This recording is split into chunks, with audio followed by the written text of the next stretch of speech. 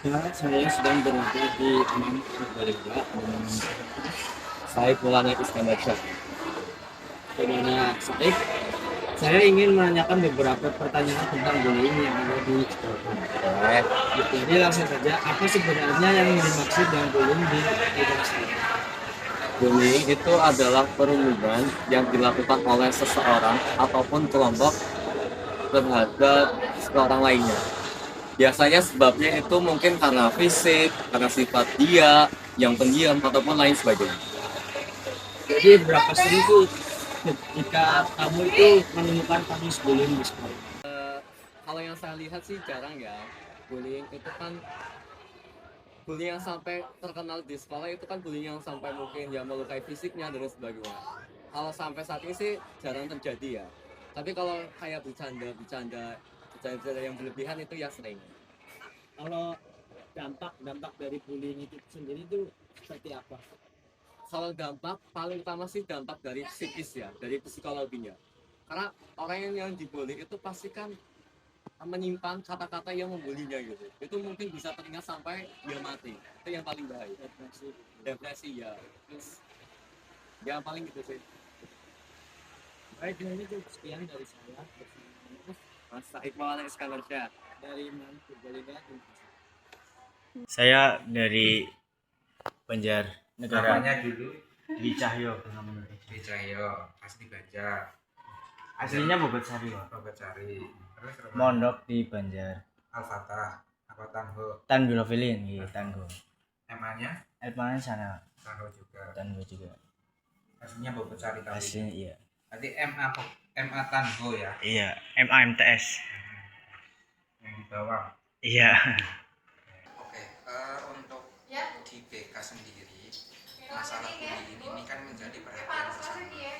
Tentu apabila ada korban yang merasa menjadi korban dari bullying, maka kita dari BK akan melakukan beberapa hal.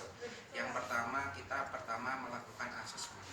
Asesmen yang pertama adalah kita panggil anaknya terlebih dahulu, terus kita cari saksi dan cari bukti. Kalau memang ada perilaku yang mengarah ke bullying, baik itu bullying yang secara verbal, secara cyberbullying ataupun secara sosial media, nanti kita baru ditindaklanjuti seperti itu.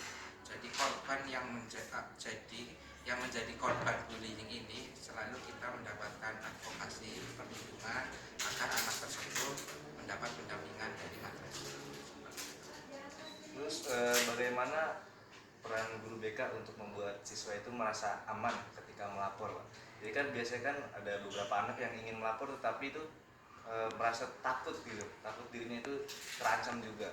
Baik, memang kebebasan untuk bersuara atau menyampaikan pendapat itu menjadi hal yang perlu digencarkan oleh siswa-siswa yang ada. Karena apa? Karena kalau anak itu malu untuk menyampaikan, otomatis pihak sekolah atau pihak madrasah guru tidak tahu permasalahan yang dialami oleh siswa. Untuk itu kita memberikan pemahaman kepada siswa agar tidak usah takut dan tidak usah sungkan apabila ada kejadian yang mengarah ke bullying. Silakan sampaikan saja kepada madrasah. Ada beberapa cara yang bisa disampaikan oleh madrasah. Di Man Purbalingga sendiri, yang pertama itu ada aspirasi siswa. Jadi kita ada layanan secara sosial media atau secara link yang sudah kita sebar. Di situ bentuk pertanyaan bisa diisikan di situ. Nah, otomatis ketika anak yang sungkan atau malu ketika mau lapor, anak bisa lebih berani karena tidak harus bertatap langsung dengan guru. Ataupun misalnya selain lewat sosial media atau yang sudah dibuat, siswa itu bisa menyampaikan ke kami bahwasanya kalau ada tindakan yang mengarah ke bullying, silakan disampaikan karena kita akan menjaga sebetulnya identitas dari pelapor. Karena di BK itu kan ada 11 asas yang harus dipegang. Salah satunya itu asas kerahasiaan. Asas kerahasiaan ini baik itu konseli, klien dan sebagainya, kita insya Allah kita rahasiakan apabila memang tidak perlu kita sampaikan ke pihak yang lain.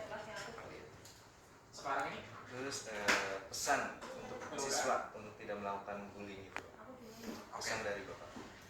Jadilah siswa yang mandiri, yang jangan pengecut apalagi menjadi siswa yang suka mengintimidasi siswa yang lainnya. Jadilah diri sendiri. Karena apa? Karena ada kebaikan di setiap individu dan di setiap siswa. Maka jadilah orang yang baik dan jadilah orang yang selalu berbuat baik. Apabila ada perilaku, ada perundungan yang dialami oleh kalian, oleh para siswa, jangan sungkan-sungkan untuk melapor seperti itu. Jadi silakan jangan takut untuk melapor apabila ada hal yang tidak nyaman yang kalian alami secara berulang-ulang. Seperti itu. Terima kasih dari Bapak siapa? Saya Pak Kaji.